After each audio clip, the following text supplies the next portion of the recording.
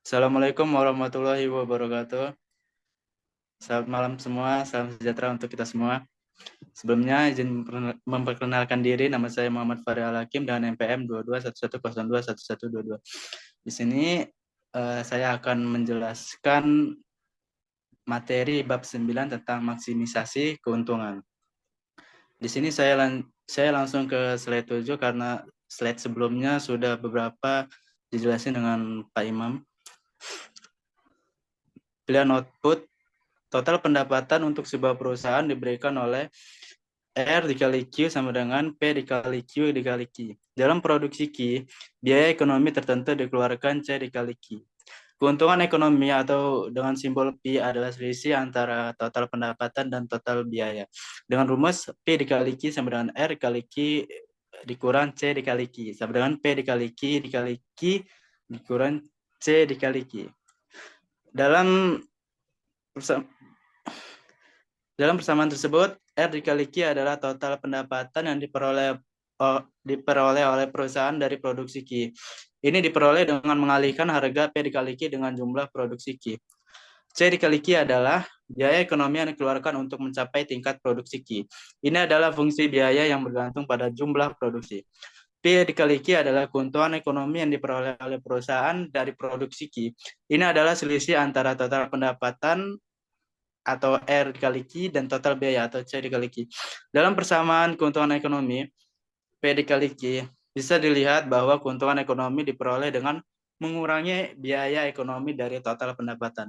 Dalam hal ini, harga P dikali Q dikalikan dengan jumlah produksi Q. Untuk mendapatkan total pendapatan dan kemudian biaya ekonomi C dikali Q dikurangkan. Next.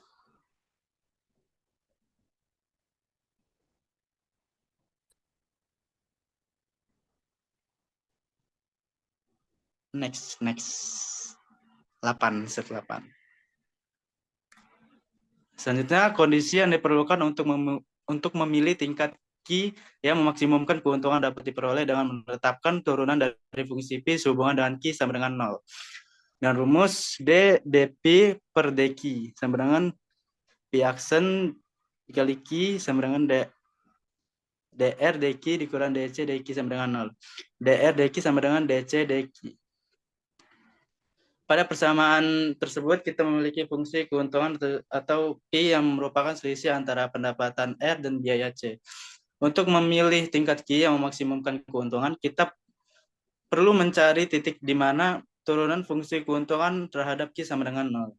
Dalam hal tersebut, kita perlu menetapkan turunan pertama dari fungsi keuntungan atau disebut P action sehubungan dengan Q sama dengan 0, yaitu dP per dQ sama dengan 0. Kemudian kita dapat menguraikan turunan pertama dari fungsi keuntungan sebagai selisih antara turunan dari pendapatan terhadap Q dan turunan dari biaya terhadap Q, yaitu dr dQ dikurang dc dQ.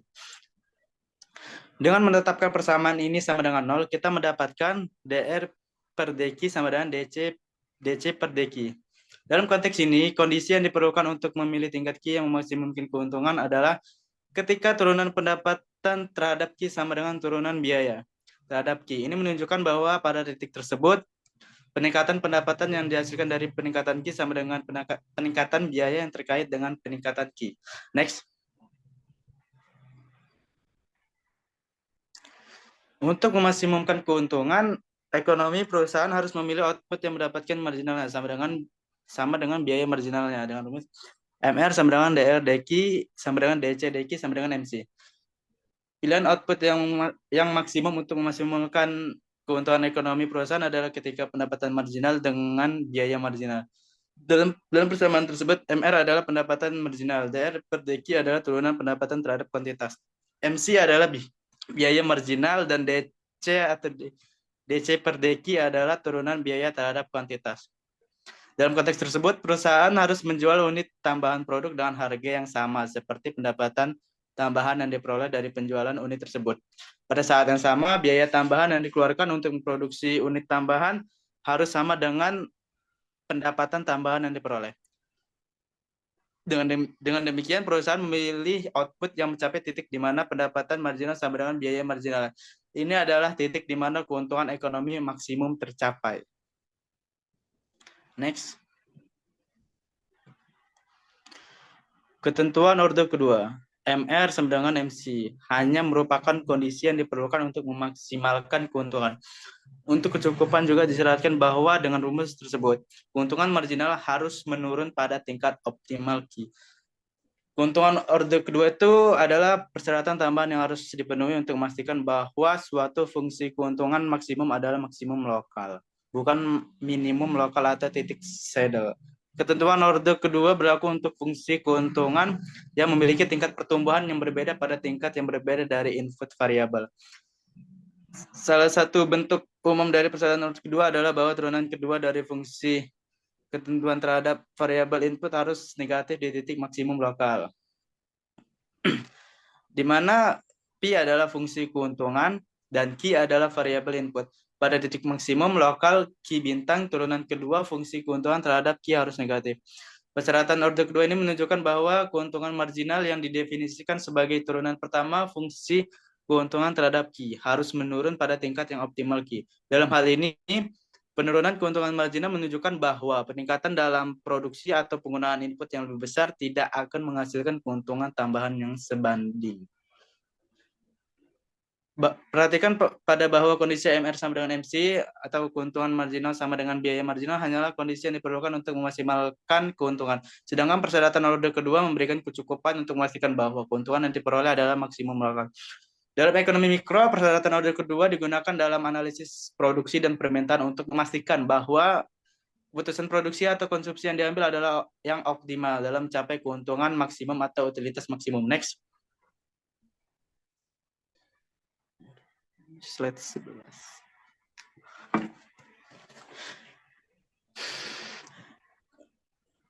Keuntungan yang didefinisikan sebagai pendapatan atau disebut R dikurangi biaya C mencapai maksimum ketika kemiringan fungsi pendapatan sama dengan kemiringan fungsi biaya. Kesetaraan ini hanya merupakan syarat yang diperlukan untuk mencapai nilai maksimum seperti yang dapat dilihat dengan membandingkan titik Q dan Q bintang 2, yaitu titik di mana pendapatan marginal sama dengan biaya marginal. Next. Penerimaan marginal. Jika sebuah perusahaan dapat menjual semua yang diinginkannya tanpa mengaruhi harga pasar, penerimaan marginal akan sama dengan harga. Jika perusahaan menghadapi kurva permintaan yang miring ke bawah, output dapat lebih banyak dijual hanya jika perusahaan menurunkan harga barang tersebut. Dengan rumus yang ada di PPT tersebut. Penerimaan marginal adalah perubahan total pendapatan yang dihasilkan oleh penjualan satu unit tambahan produk atau layanan. Dalam konteks perusahaan yang beroperasi di pasar persaingan sempurna, penerimaan marginal akan sama dengan harga pasar karena perusahaan dapat menjual semua produk yang diinginkannya tanpa mempengaruhi harga.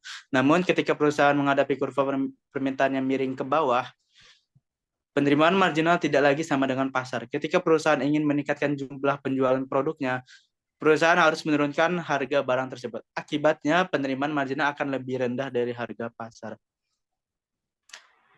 Rumus umum untuk menghitung penerimaan marginal adalah yang ada di PPT. Dengan arti MR dikali Q adalah penerimaan marginal, R adalah pendapatan total, Q adalah jumlah produk yang dijual, P atau price adalah harga pasar.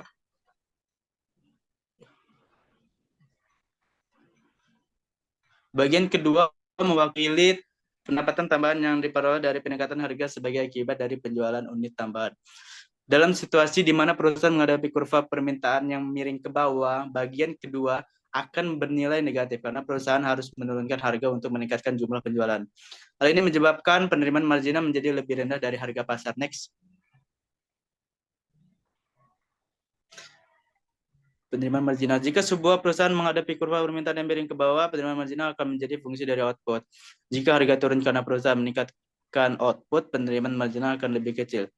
Ketika perusahaan menghadapi kurva permintaan yang miring ke bawah, harga jual produk akan turun ketika perusahaan meningkatkan outputnya.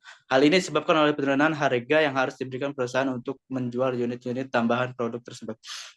Jadi, jika harga turun karena perusahaan meningkatkan output, penerimaan marginal akan lebih kecil dari bunga.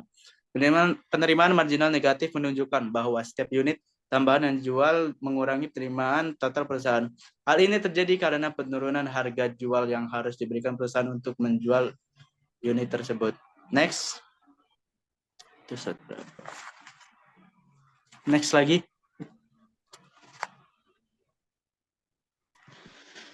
Pemaksimuman keuntungan. Untuk menentukan output yang memaksimumkan laba, kita harus mengetahui biaya perusahaan. Jika sub sandwich dapat diproduksi dengan biaya rata-rata dan marginal konstan sebesar $4, maka MR sama dengan MC. Min Q per 5 ditambah 10 sama dengan 4, Q sama dengan 30.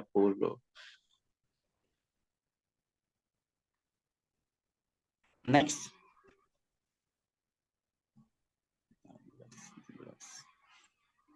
Penerimaan marginal dan elastisitas. Konsep pendapatan marginal secara langsung terkait dengan elastisitas kurva permintaan yang dihadapi perusahaan. Elastisitas harga dari permintaan sama dengan persentase perubahan kuantitas yang dihasilkan dari perubahan harga sebesar 1% dengan rumus yang ada di PPT tersebut. Elastisitas harga permintaan adalah ukuran responsivitas permintaan terhadap perubahan harga. Ini mengukur presentasi perubahan dalam kuantitas yang diminta sebagai respon terhadap perubahan harga sebesar 1%. Elastisitas harga permintaan dapat dihitung menggunakan rumus tersebut yang ada di PPT. Yang dimana artinya E dikali P itu adalah elastisitas harga permintaan, DQ per DP adalah perubahan kuantitas diminta terhadap perubahan harga, P per Q adalah rasio harga terhadap jumlah yang diminta. Pada titik elastisitas harga permintaan yang unitaritas, pendapatan marginal mencapai maksimumnya. Ini karena perubahan harga tidak mempengaruhi pendapatan secara signifikan. Namun jika elastisitas harga permintaan kurang dari 1 atau inelastis, penurunan harga akan menghasilkan penurunan pendapatan marginal. Sebaiknya jika elastisitas harga permintaan lebih dari 1 atau elastis, penurunan harga akan menghasilkan peningkatan pendapatan marginal. Next.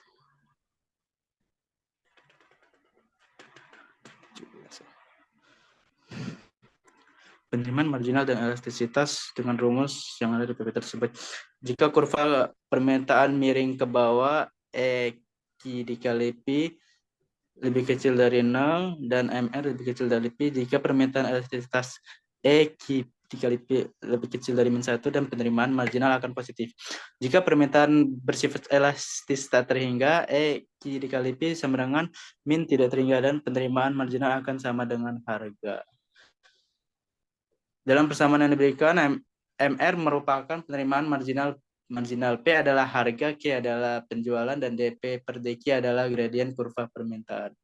Dari persamaan tersebut kita dapat disimpulkan bahwa jika kurva permintaan miring ke bawah atau DP DQ negatif, maka elastisitas permintaan Q dikali P akan negatif. Ini menunjukkan bahwa permintaan bersifat tidak elastis atau inelastis terhadap perubahan harga. Dalam hal ini, penerimaan marginal atau MR akan lebih kecil dari harga P. Jika elastisitas permintaan Q dikali P kurang dari min 1, ini menunjukkan bahwa permintaan bersifat elastis terhadap perubahan harga. Dalam hal ini, penerimaan marginal akan menjadi positif.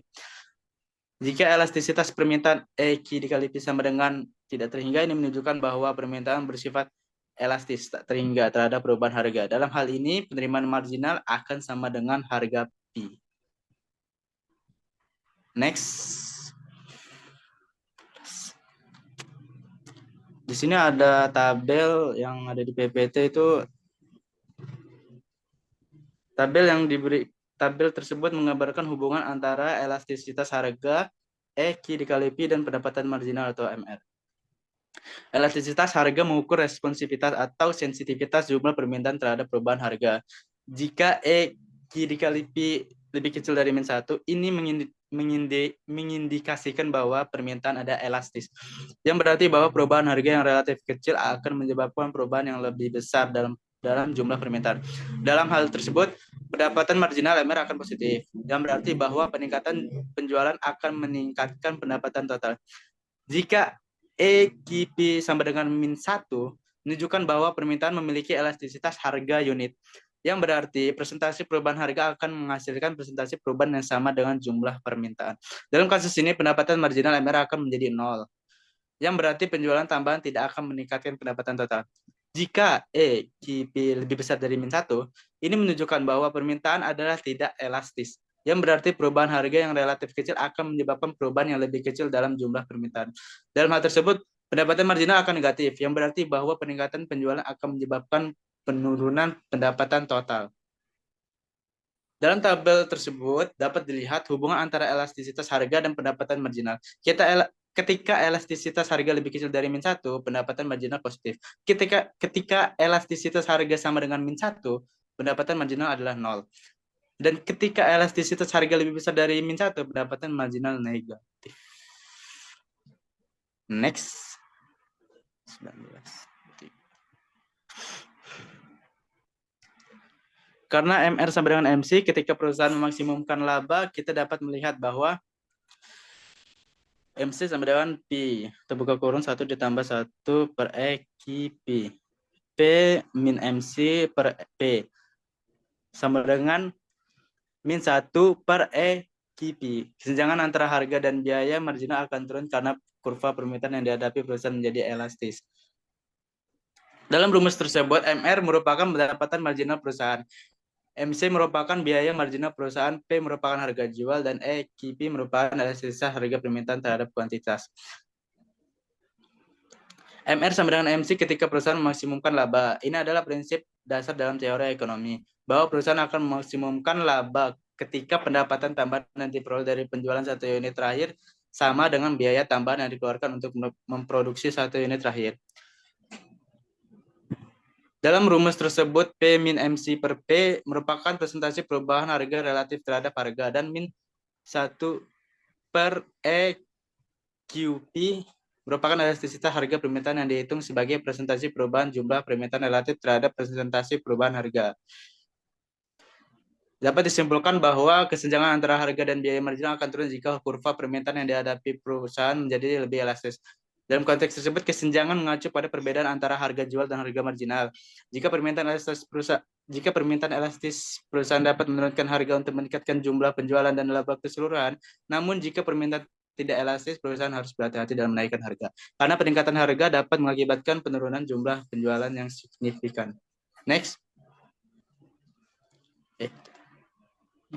20. Di sini ada rumus di PPT, ini berarti bahwa perusahaan akan memilih untuk beroperasi hanya pada titik-titik pada kurva permintaan di mana permintaan bersifat elastis. Jika MC atau margin cost negatif, yang berarti biaya margin perusahaan lebih rendah dari pendapatan margin tambahan yang diperoleh dari penjualan tambahan, maka perusahaan akan memilih untuk beroperasi pada titik-titik pada kurva permintaan di mana permintaan bersifat elastis. Hal ini karena perusahaan dapat memanfaatkan elastisitas permintaan yang tinggi untuk meningkatkan pendapatan dengan menurunkan harga produk atau jasa mereka. Dengan menurunkan harga, permintaan akan meningkat secara signifikan, yang pada gilirannya akan meningkatkan pendapatan perusahaan. Next.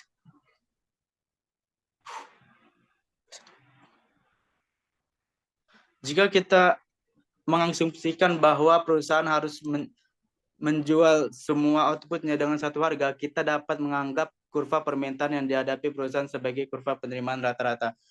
Menunjukkan penerimaan per unit yang dihasilkan oleh pilihan-pilihan output alternatif. Dalam asumsi bahwa perusahaan harus menjual semua outputnya dengan satu harga, kurva permintaan yang dihadapi perusahaan akan menjadi kurva penerimaan rata-ratanya. Hal ini karena perusahaan tidak dapat mengenakan harga yang berbeda-beda untuk setiap unit produk yang dijual, sehingga penerimaan per unit akan sama. Kurva penerimaan rata-rata memiliki hubungan yang erat dengan kurva permintaan perusahaan. Jika kurva permintaan perusahaan ada kurva permintaan yang elastis, yang berarti perubahan harga akan memiliki dampak besar terhadap jumlah unit yang diminta. Maka kurva penerimaan rata-rata akan menurun seiring dengan peningkatan jumlah unit yang dijual. Next.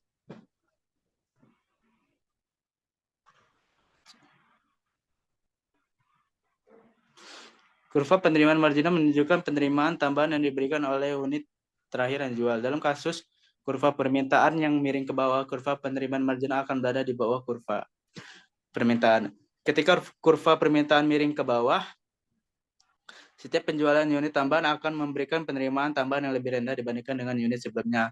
Ini karena dalam situasi permintaan yang miring ke bawah, perusahaan harus menurunkan harga untuk menarik konsumen yang lebih banyak.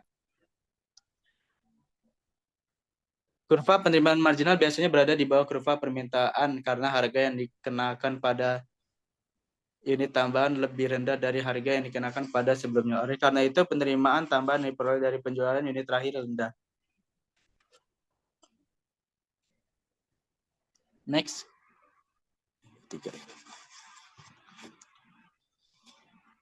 Di sini ada kurva penerimaan marginal. Karena kurva permintaan memiliki kemiringan negatif, kurva pendapatan marginal akan berada di bawah kurva permintaan atau pendapatan rata-rata. Untuk tingkat keluaran di luar Q1 MR negatif, pada Q1 total pendapatan P1 Q1 adalah maksimum. Melampaui titik ini, peningkatan tambah pada Q menyebabkan total pendapatan menurun karena penurunan harga secara bersamaan. Next.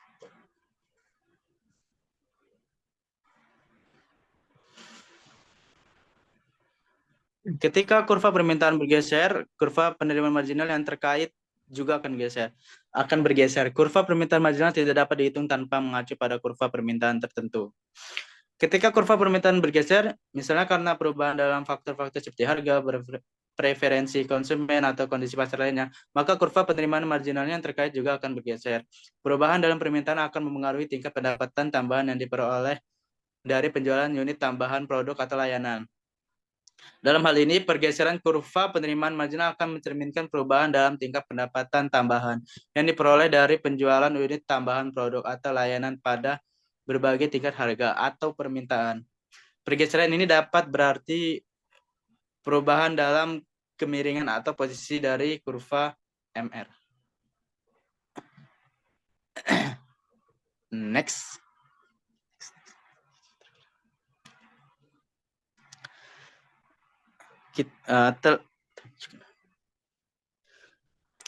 Di sini ada beberapa rumus. Dengan menyelesaikan persamaan ini, untuk P kita mendapatkan P sama dengan 1 per A, 1 per B, Q 1 per B sama dengan K, Q 1 per B, di mana K sama dengan 1 per A, 1 per B. Dalam kasus elastisitas permintaan harga konstan, fungsi permintaan dinyatakan dalam bentuk Q sama dengan AP per APB, di mana Q adalah jumlah barang yang diminta, P adalah harga barang,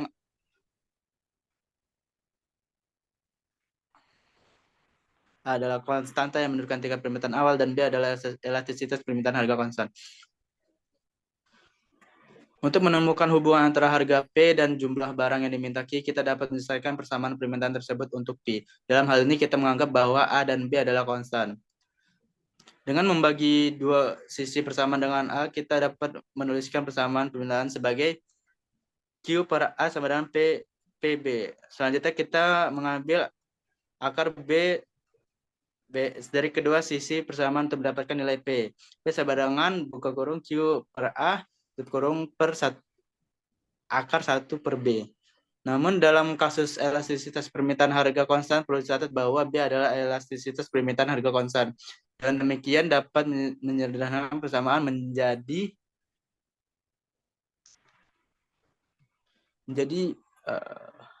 P sama dengan KQ akar 1 per B, di mana K sama dengan buka kurung 1 per A tutup kurung akar 1 per B. Dengan demikian dalam kasus elastisitas permintaan harga konstan, hubungan antara harga P dan jumlah barang yang diminta Q dapat dinyatakan sebagai P sama dengan KQ akar 1 per B, di mana K adalah konstanta yang bergantung pada A dan B. Next.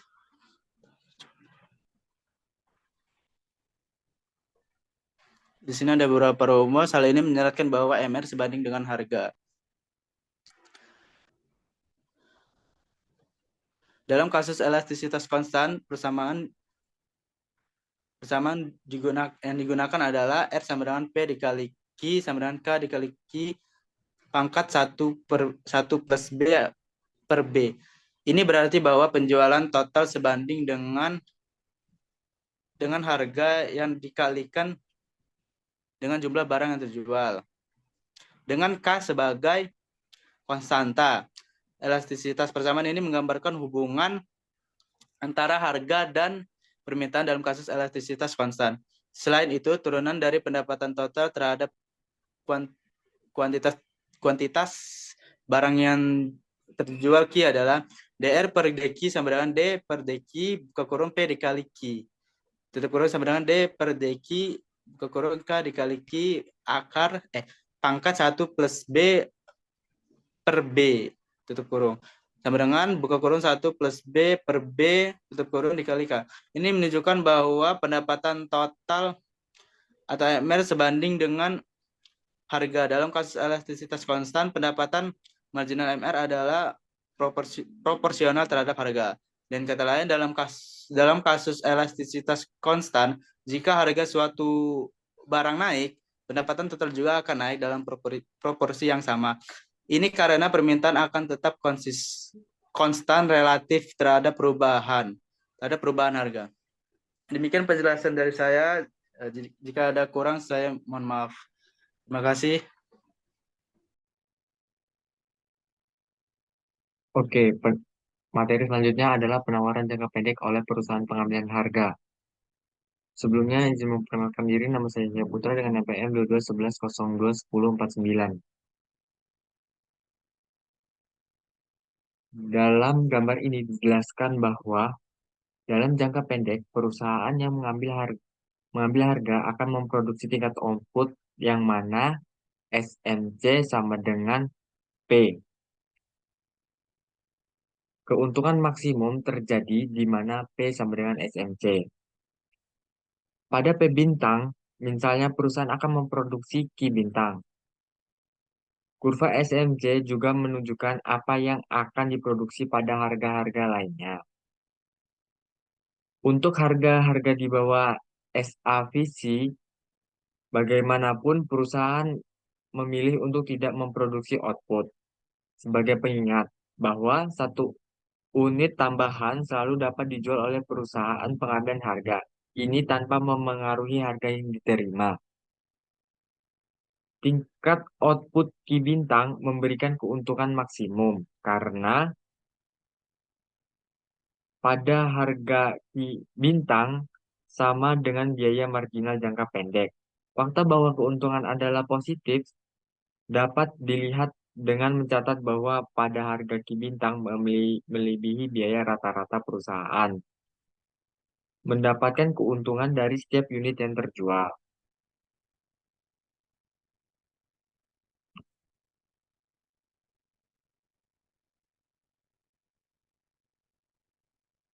Jadi, jika P bintang sama dengan MR dan bersinggungan dengan SMC, maka P akan lebih besar daripada SAC atau short run average cost. Maka keuntungan atau laba yang diperoleh akan lebih besar daripada nol. Seperti pada PPT tersebut, maka labanya adalah dari singgungan antara P sama dengan MR ke bawah, seperti yang ada di PPT. Selanjutnya adalah jika harga naik ke P bintang 2, perusahaan akan menghasilkan Q bintang 2 dan P akan lebih besar daripada nol.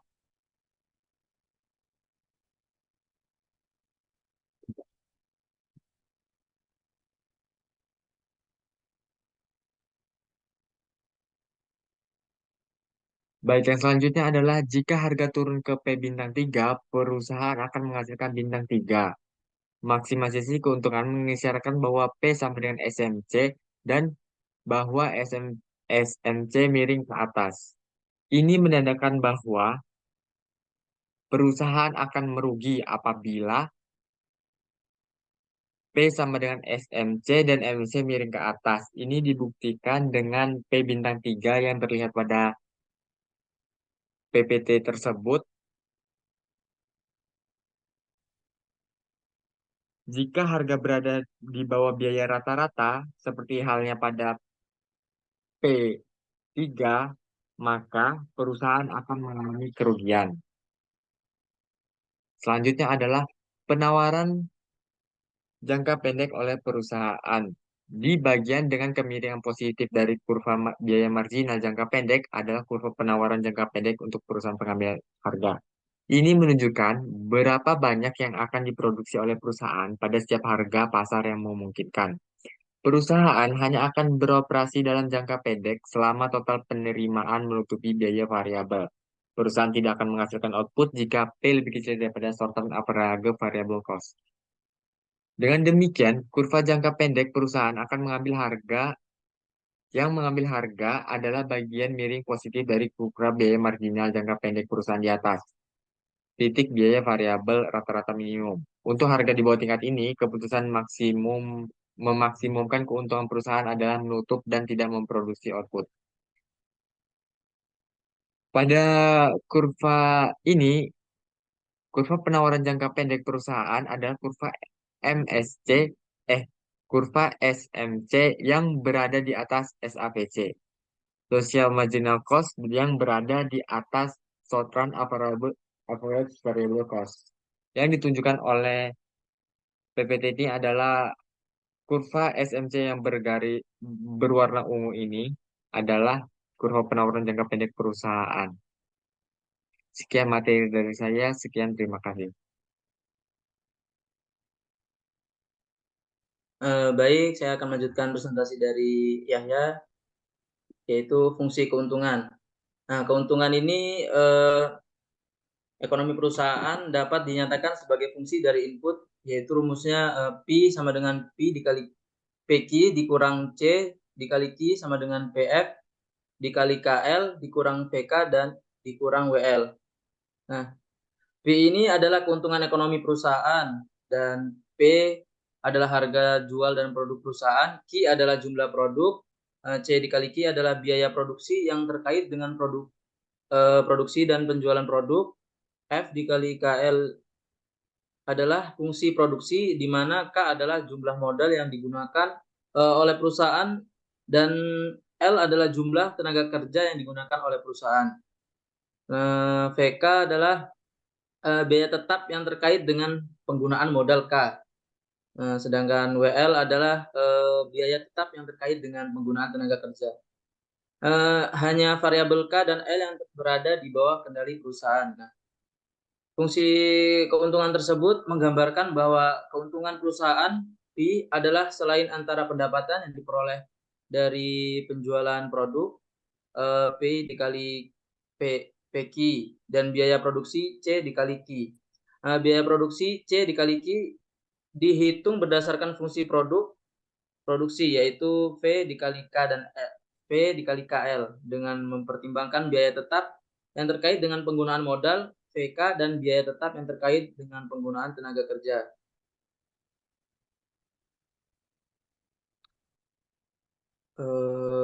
Perusahaan memilih tingkat input untuk memaksimumkan keuntungan, memperlakukan P, P, dan W sebagai parameter tetap dalam keputusannya.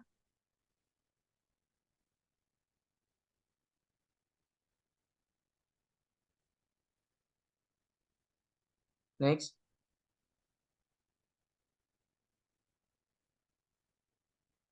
Fungsi keuntungan perusahaan menunjukkan keuntungan maksimalnya sebagai fungsi dari harga yang dihadapi perusahaan, yaitu P dikali PVW sama dengan maksimum P dikali KL sama dengan maksimum di PF dikali KL dikurang VK dikurang WL.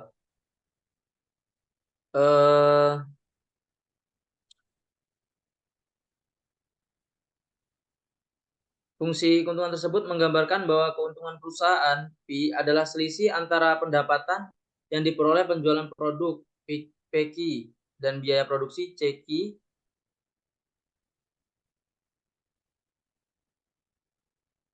Salah, maaf. Keuntungan perusahaan seringkali digambarkan sebagai fungsi yang melibatkan beberapa variabel. Dalam kasus persamaan diberikan P, V, dan W masing-masing mewakili harga modal dan harga tenaga kerja. P kali KL adalah fungsi produksi perusahaan benar untuk harga tenaga kerja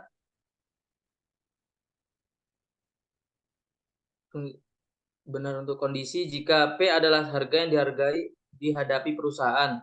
P adalah biaya per unit modal dan W adalah biaya per unit tenaga kerja. P dikali KL ini adalah keuntungan. K adalah pengeluaran modal dan L adalah tenaga kerja. Jadi keuntungan maksimal yang diperoleh perusahaan yaitu rumusnya seperti yang ini di PPT ini. Next. Nah, homogenitas fungsi keuntungan adalah homogen dengan derajat satu di semua harga. Dengan inflasi murni, perusahaan tidak akan mengubah rencana produksinya dan tingkat keuntungannya akan mengikuti inflasi tersebut. Ini berarti bahwa fungsi keuntungan memiliki derajat satu di semua harga ya. Nah, artinya jika harga semua input dan output berubah dengan suatu faktor, maka keuntungan akan berubah dengan faktor yang sama. Misalnya jika harga input dan output meningkat 2 kali lipat, nah keuntungan juga akan meningkat 2 kali lipat. Nah, dalam konteks inflasi murni, jika harga semua input dan output naik karena inflasi, perusahaan tidak akan mengubah rencana produksinya dan tingkat keuntungannya akan mengikuti inflasi tersebut. Nah, ini menunjukkan bahwa fungsi keuntungan adalah homogen dengan derajat satu semua harga. Derajat satu di semua harga.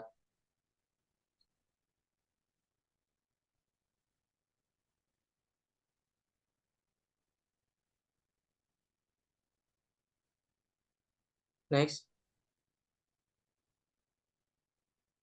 Tidak ada penurunan harga output.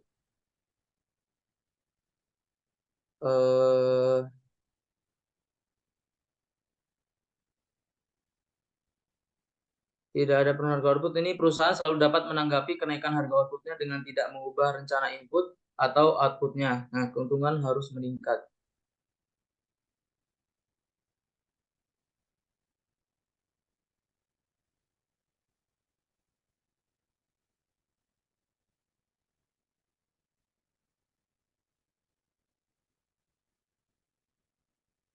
Tidak ada penurunan harga.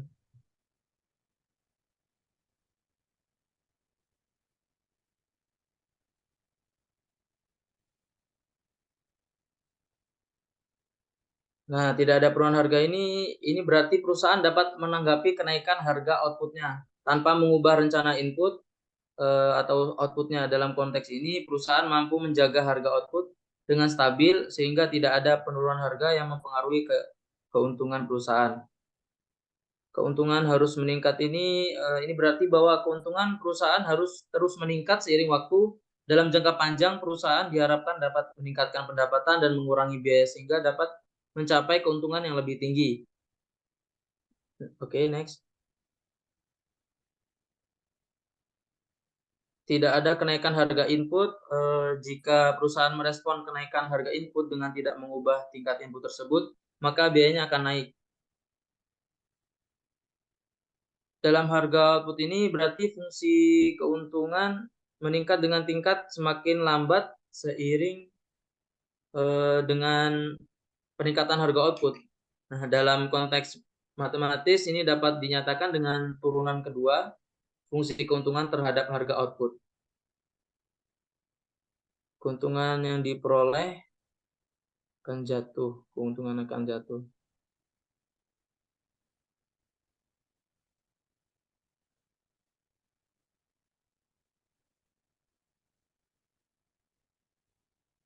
Nah, ini keuntungan dari dua harga output yang berada akan paling tidak sama besarnya dengan keuntungan yang diperoleh dari rata-rata kedua harga tersebut. Dalam kata lain, jika kita memiliki dua harga output, P1 dan P2, dan kita menghitung keuntungan yang diperoleh pada masing-masing harga tersebut, P dikali P1 dan P dikali P2, lalu kita mengambil rata-rata dari kedua keuntungan tersebut, maka hasilnya paling tidak sama dengan keuntungan. Next.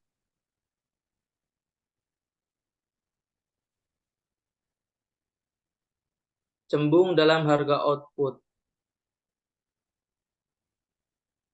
Cembung dalam harga output ini berarti fungsi keuntungan meningkat dengan tingkat yang semakin lambat seiring dengan peningkatan harga output. Dalam konteks matematis ini dapat dinyatakan dengan turunan kedua fungsi keuntungan terhadap harga output D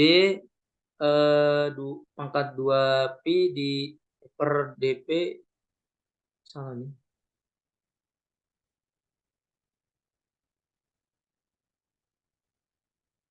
P1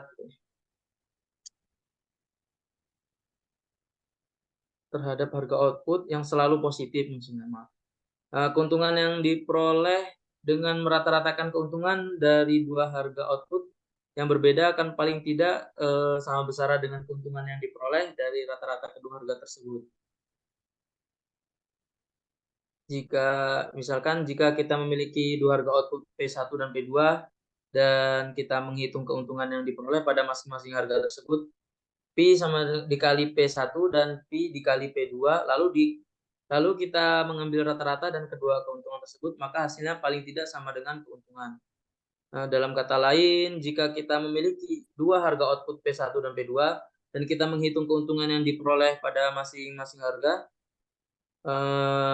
P1 dan P2, lalu kita mengambil rata-rata dan dari kedua keuntungan tersebut. Nah, maka hasilnya paling tidak sama dengan keuntungan yang diperoleh pada rata-rata kedua harga tersebut.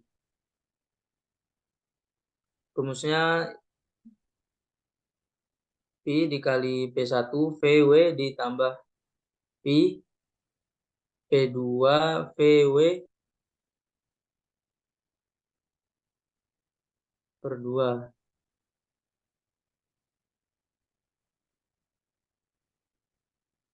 Nah, secara matematis sifat ini dapat dinyatakan sebagai sifat dijumpai dalam teori ekonomi dan digunakan untuk menganalisis perilaku perusahaan dan pasar. Oke, sekian, terima kasih. Baik, materi selanjutnya yaitu hasil amplop. Kita dapat menerapkan teorema amplop untuk melihat bagaimana keuntungan merespons perubahan harga output dan input. Pada persamaan yang pertama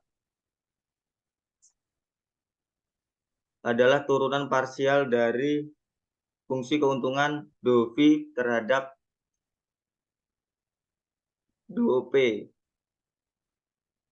terhadap ulang kontol nggak bisa kalau di sini. Ayo bisa Bisa.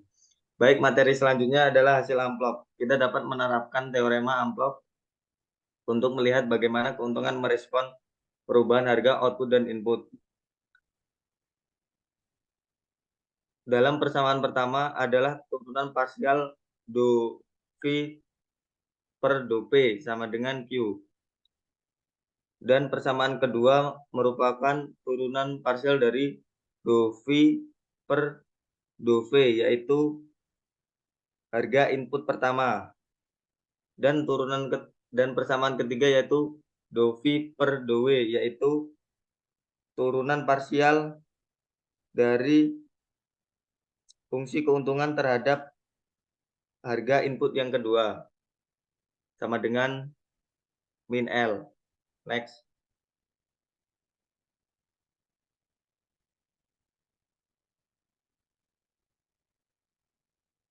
Karena fungsi keuntungan tidak mengalami penurunan harga output, kita tahu bahwa jika P2 lebih dari P1. Dalam jangka pendek, surplus produsen dapat diukur sebagai selisih keuntungan yang diperoleh pada tingkat harga yang lebih tinggi P2 dibandingkan dengan tingkat harga yang lebih rendah P1. Keuntungan kesejahteraan bagi perusahaan dari kenaikan harga ini dapat diukur dengan peningkatan kesejahteraan P2 kurang P1. Hal ini mencerminkan peningkatan keuntungan yang diperoleh produsen sebagai akibat dari kenaikan harga. Next. Kurva surplus produsen dalam jangka pendek. Jika harga pasar adalah P1, perusahaan akan memproduksi sebesar Q1. Jika harga pasar naik menjadi P2, perusahaan akan memproduksi sebesar Q2. Kenaikan harga dari P1 ke P2 akan meningkatkan keuntungan perusahaan, yaitu pada area selisih antara P1 dan P2. Hal ini mengukur peningkatan keuntungan jangka pendek ketika memproduksi sebesar Q1. Next.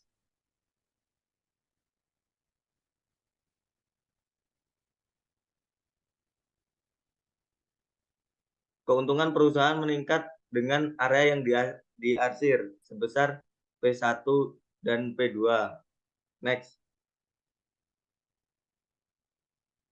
Secara matematis, kita dapat menggunakan hasil teorema Amplov, yaitu welfare gain sama dengan integral dari kuantitas produk yang dijual dengan harga P dari P1 hingga P2 dalam kurung do V per do P sama dengan V P2 dikurang V P1. Next. Kita dapat mengukur seberapa besar perusahaan menghargai hak untuk berproduksi dengan harga yang berlaku dibandingkan situasi di mana perusahaan tidak menghasilkan output. Next.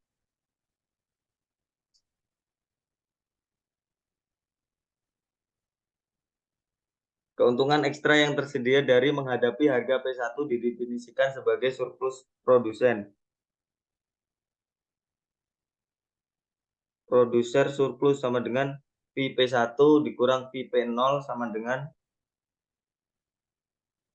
integral dari fungsi penawaran QP dari harga awal P0 hingga P1. Fungsi penawaran menggambarkan hubungan antara harga dan kuantitas yang ditawarkan oleh produsen di pasar. Next.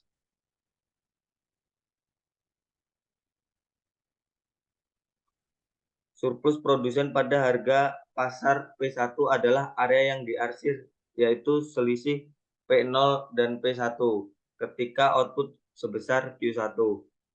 Next.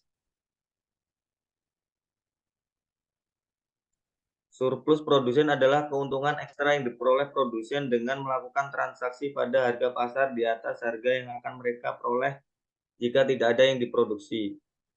Area di bawah harga pasar dan di atas kurva penawaran. Next.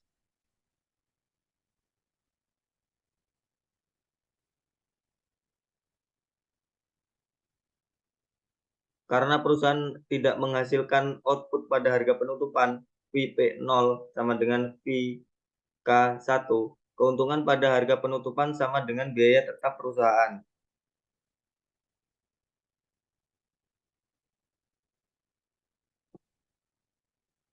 Dalam rumus yang diberikan, VP0 merupakan keuntungan pada harga penutupan yang dinyatakan sebagai fungsi dari harga penutupan P0. Jika keuntungan pada harga penutupan sama dengan biaya tetap perusahaan, ini berarti bahwa keuntungan tersebut sama dengan min VK1, di mana V adalah biaya tetap dan K1 adalah jumlah output yang diproduksi. Surplus produsen dihitung sebagai perbedaan antara keuntungan pada harga saat ini VP1 dan keuntungan pada harga penutupan min VK1. Dalam hal ini surplus produsen dapat ditulis sebagai VP1 plus VK1. Jadi surplus produsen dalam jangka pendek adalah keuntungan saat ini ditambah biaya tetap jangka pendek. Sekian materi dari saya. Baik, mari kita lanjutkan materi selanjutnya, yaitu maksimisasi keuntungan dan permintaan input. Output perusahaan ditentukan oleh jumlah input yang dipilih untuk digunakan. Hubungan antara input dan output dirangkum oleh fungsi produksi. Keuntungan ekonomi perusahaan juga dapat dinyatakan sebagai fungsi dari input PKL sama dengan PQ dikurang CQ sama dengan PFKL dikurang dalam kurung VK plus WL. PKL merupakan keuntungan ekonomi perusahaan yang merupakan fungsi dari input. K adalah input modal yang digunakan oleh perusahaan. L adalah input tenaga kerja yang digunakan oleh perusahaan, P adalah harga jual produk perusahaan, Q adalah jumlah produk yang dihasilkan oleh perusahaan, CQ adalah biaya produksi yang merupakan fungsi dari jumlah produk yang dihasilkan, FKL adalah fungsi produksi yang menggambarkan hubungan input modal dan tenaga kerja dengan jumlah produk yang dihasilkan. V adalah biaya variabel per unit modal, W adalah biaya variabel per unit tenaga kerja. Kondisi orde pertama untuk maksimum adalah do Pi per do K sama dengan P dalam kurung do F per do K dikurang V sama dengan 0.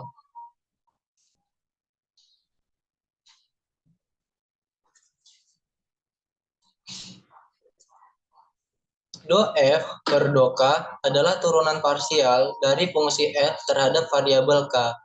Ini menunjukkan bahwa perubahan keuntungan terhadap perubahan dalam variabel K harus sama dengan 0.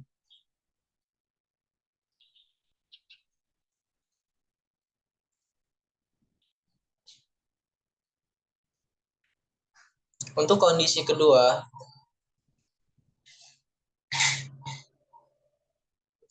do Pi per do L sama dengan P do F per do L dikurang W sama dengan 0, di mana do F per do L adalah turunan parsial dari fungsi produksi F terhadap variabel L. Ini menunjukkan bahwa perubahan keuntungan terhadap perubahan dalam variabel L harus sama dengan 0.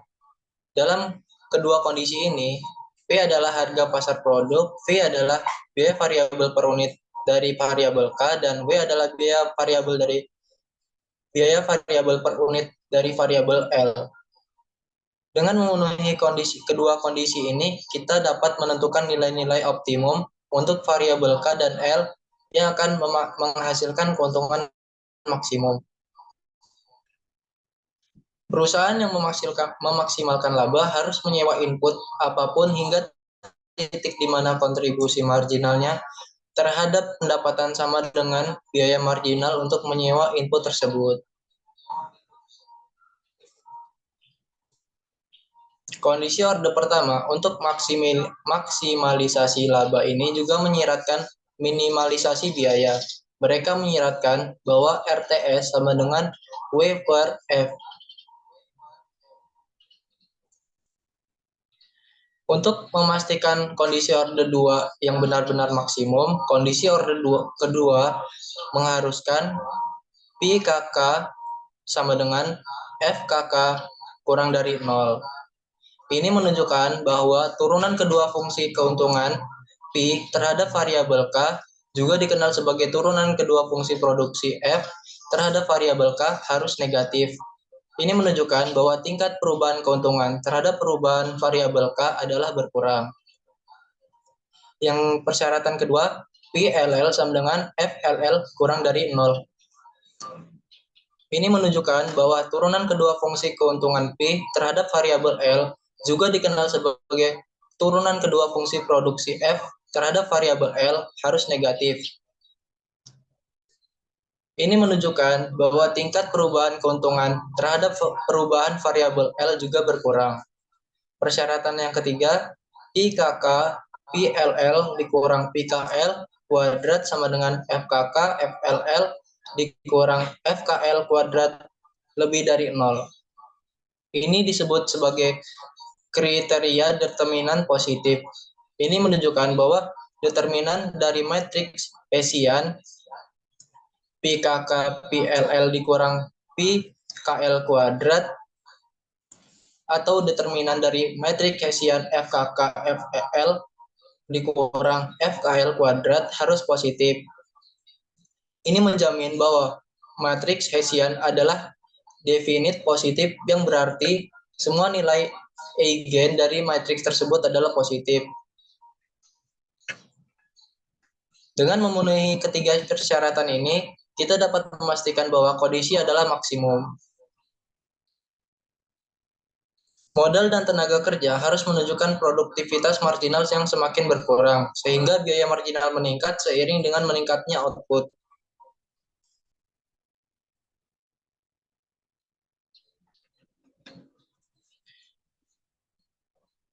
Fungsi permintaan input. Pada prinsipnya, kondisi orde pertama dapat diselesaikan untuk menghasilkan fungsi permintaan input. Permintaan modal sama dengan K dalam kurung P, F, W. Fungsi permintaan modal adalah hubungan antara harga modal, variabel-variabel lain V, dan input modal K. Permintaan modal menunjukkan sejauh mana perusahaan atau penawar input modal bersedia menggunakan modal tertentu pada tingkat harga tertentu dengan mempertimbangkan faktor-faktor lain seperti teknologi, preferensi, dan keuntungan yang diharapkan. Yang kedua, permintaan tenaga kerja sama dengan L dalam kurung P, V, dan W. Fungsi permintaan tenaga kerja adalah hubungan antara harga tenaga kerja P, variabel-variabel lain V, dan input tenaga kerja L. Permintaan tenaga kerja menunjukkan sejauh mana perusahaan atau penawar input tenaga kerja bersedia menggunakan tenaga kerja tertentu pada tingkat harga tertentu dengan mempertimbangkan faktor-faktor lain seperti teknologi, preferensi, dan keuntungan yang diharapkan. Fungsi permintaan ini tidak bersyarat. Mereka secara implisit memungkinkan perusahaan untuk menyesuaikan outputnya dengan perubahan harga. Kasus input tunggal. Kita berharap do L per do W kurang dari sama dengan 0. Ini menunjukkan bahwa perubahan kecil dalam upah DW akan menyebabkan jumlah tenaga kerja L berkurang. Dalam konteks ini, kita mengasumsikan bahwa upah dan tenaga kerja berbanding terbalik. Artinya jika upah naik, jumlah tenaga kerja akan berkurang. Berkurangnya produktivitas marginal tenaga kerja. Kondisi urutan pertama untuk maksimisasi keuntungan adalah do P per do L sama dengan P dalam kurung do F per do L dikurang W sama dengan 0. Ini adalah persamaan yang menggambarkan kondisi pertama untuk memaksimalkan keuntungan.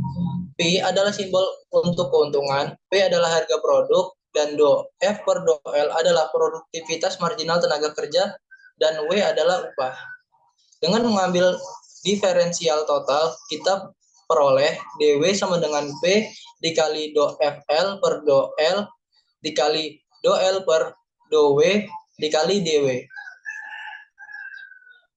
Ini adalah persamaan yang menggambarkan perubahan total dalam upah DW sebagai hasil dari perubahan dalam jumlah tenaga kerja DL.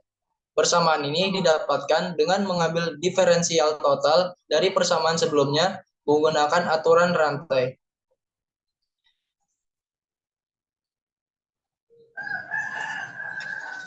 Hal ini berkurang menjadi 1 sama dengan P dikali FLL dikali do L per do W. Dalam langkah ini, kita menggantikan do FL per do L dengan FLL yang merupakan turunan kedua dari fungsi produksi terhadap tenaga kerja. Pemecahan lebih lanjut, kita peroleh do L per do W sama dengan 1 per P dikali FLL.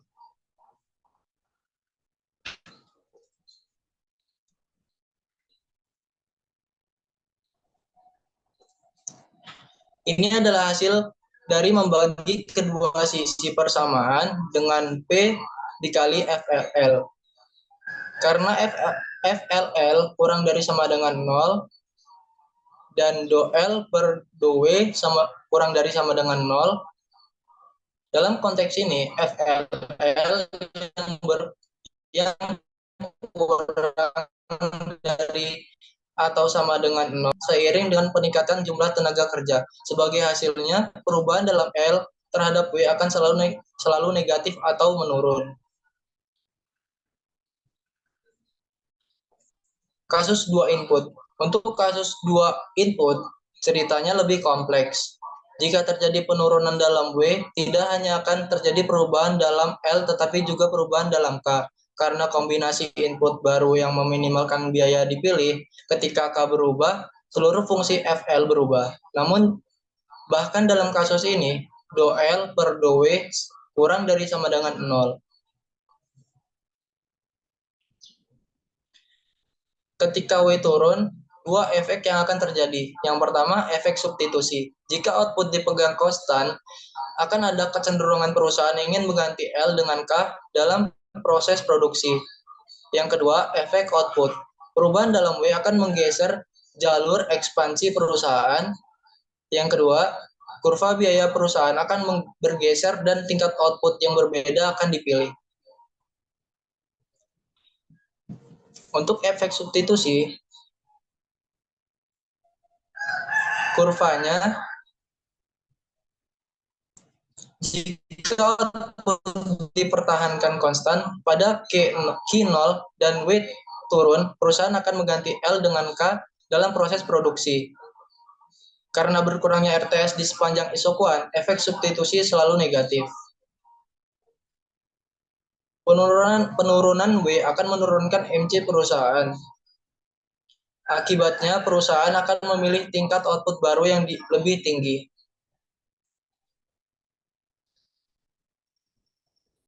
Output akan naik ke Q1.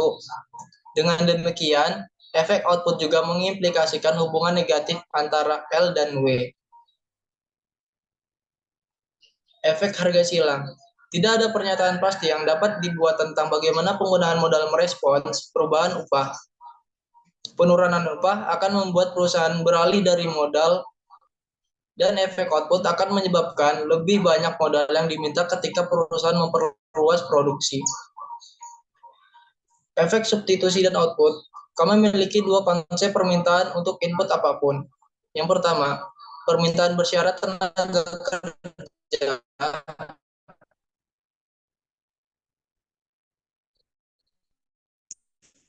LC dalam kurung V W Q. Untuk permintaan tenaga kerja tanpa syarat, L dalam kurung P V W. Pada C dalam L dalam kurung P V W.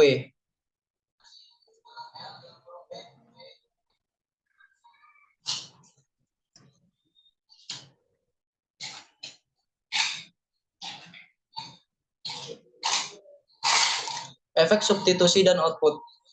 Diferensiasi sehubungan dengan hasil W.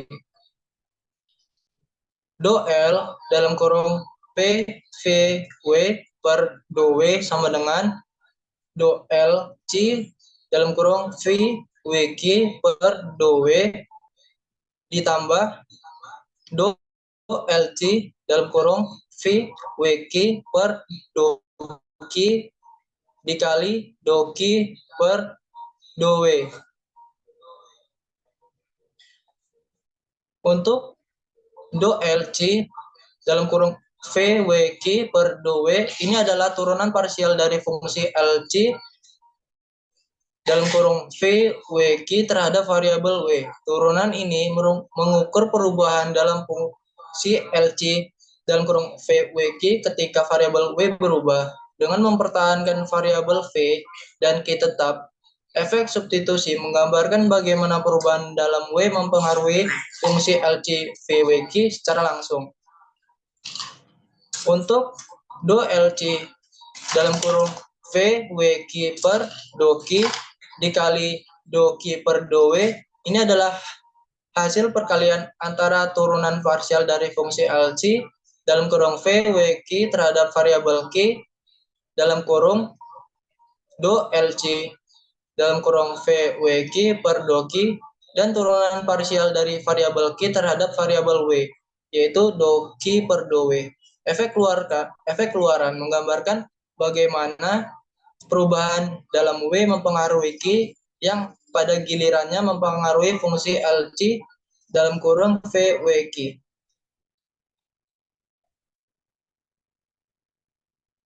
Mungkin itu saja yang bisa kami sampaikan.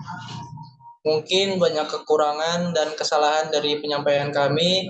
Kami ucapkan mohon maaf. Sekian. Terima kasih. Assalamualaikum warahmatullahi wabarakatuh.